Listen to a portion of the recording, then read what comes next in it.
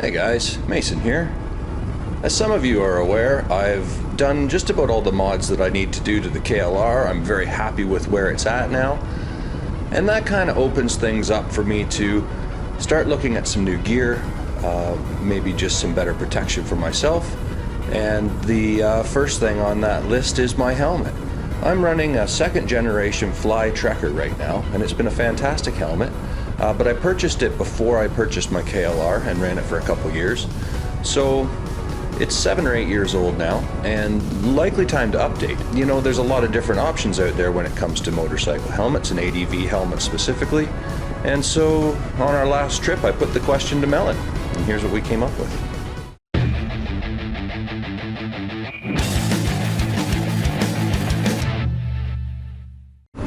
Oh, so you were going to talk about helmets? I had a question for you. You know, there's been some new helmets come out. There's the new one from Climb, the Cryos 2 or something. Arai's still in the running in my mind.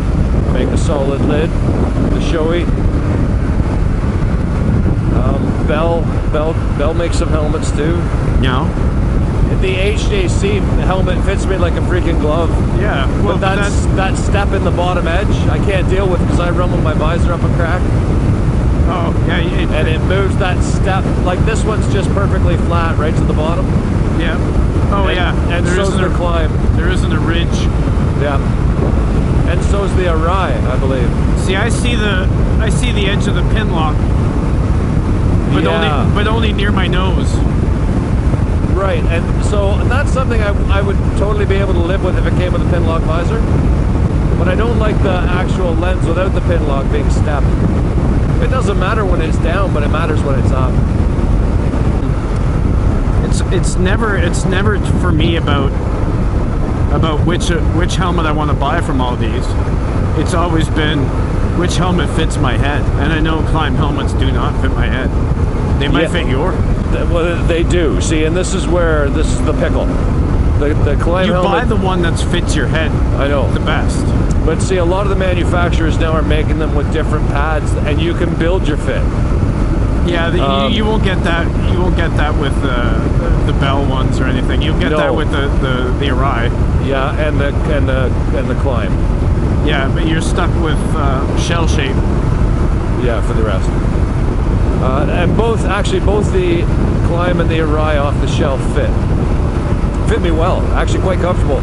Yeah. They didn't seem to when I tried this out 3 or 4 years ago, but this time at the show they did fit. So I don't know what the deal is with that. Whether they've changed subtly or. Well, first of all, the Climb didn't exist back when I was doing it the first time. The Arai did. I put it on at the store when I bought this one. Right. And I'm like, I don't like this. It doesn't sit all the way on my head. It doesn't go all the way down. So I knew even if I liked the helmet, I think I could buy it anyways. So I stick with what fits my head, and that's the Shoei. And what are your thoughts on a super ultra lightweight helmet like the Climb? I'm not opposed to any helmet. I would buy another brand of helmet if I could find one that's comfortable and fits my head. No, I mean, do you have a school of thought on lightweight versus heavyweight helmets? Like, do you not think a lightweight helmet going down the road where you're getting into a crosswind is more likely to flick around? No, not necessarily. It's all like those guys with their Scorpions. They say it does nothing but shake your head with the visor, right?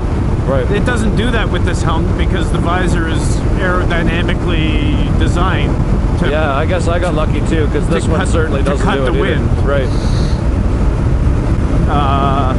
So no, it's all about how it's designed aerodynamically, is whether it's going to buck your head around. But I noticed it's very minimal in it's minimal in the top, in the padding, the Climb. It has something to do with the fact that it's the lightest helmet. Bell has that one where the inner liner slips. Right. Did you see that?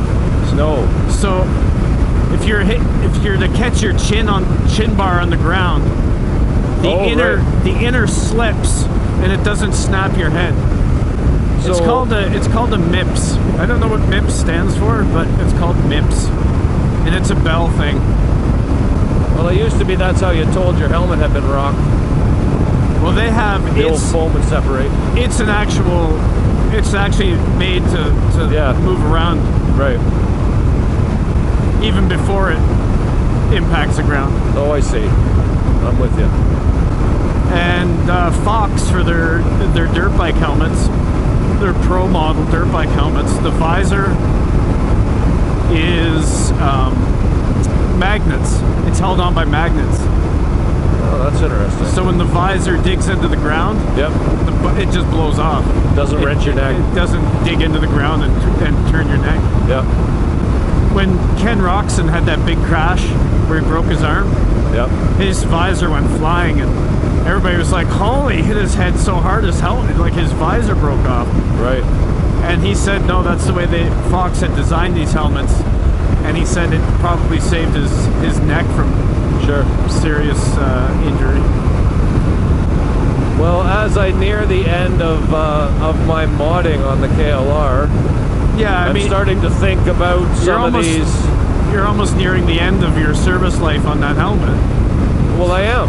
Yeah. And we discussed this last year at the show. I was very close. Almost had one in my hand. Very, very close. If they'd had my size, I would have bought one, wouldn't I? I think you were there. I was there. Yeah, 100%. And actually, I'm glad I didn't, because I would have got the older model, and I think I'd like to try the newer model for the extra $100. So yeah, no, I don't think there's any issues with the ultralight helmet. I think it'd be better on your neck, your bump neck. Yeah. And it has certain things that I'm excited about. One would be the pockets for the speakers. This doesn't have it. So like after a trip like this, like my ears are actually sore from the speakers pressing against them. Yeah, that's key. I mean, when you bought the helmet, you didn't realize that. Well, no, and you never have a comm. Well, I used this helmet for 5 years and no comms. And you would never even think that buying it. I had this helmet a long time before I bought a KLR. Yeah, I know. Maybe they didn't even. Maybe comms aren't even an option. I think they were around in the higher end ones. Or you can get the ones like the guys in the Gold Wings have, where you can just talk to your passenger. Right. Anyway, so that is something. Thanks. I just wanted to sort of talk that out. So anyway, guys, there we go. I know there's lots of different manufacturers out there, different shell shapes for different head shapes. But throw a comment down below and let me know what you're running, how you like it, why you went that route, whether it was just a price thing, or, you know, was there something about the design that you really liked. I'm interested to hear all this stuff, so put a comment down below, let me know which way you went and why you did it, and I'll keep you guys posted on what I finally decide on and which way I went. Just a quick shout out to my patrons. Thanks guys, you know who you are. Really appreciate having you along for the ride. And to all of you who are viewing every Sunday and keep coming back for more. Thanks a lot, it really does help us out.